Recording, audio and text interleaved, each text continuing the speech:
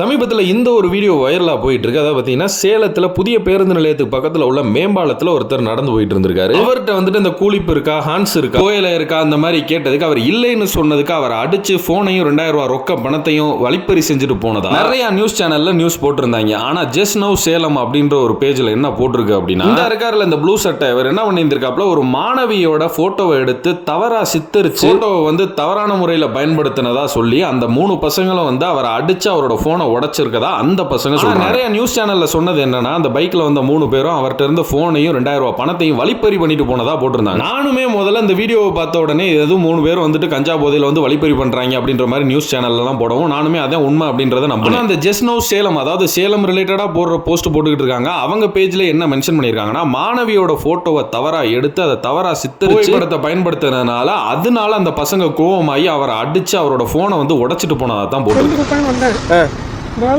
பாலத்து மேலே வந்தேன். ஃபஸ்ட்டு ஒருத்தர் 2 பேரும் வந்தாங்க. வந்துட்டு கூலி கொடுத்தா அப்படின்னு கேட்டாங்க. அதெல்லாம் எனக்கு கிடையாது, பழக்கம் கிடையாதுங்க.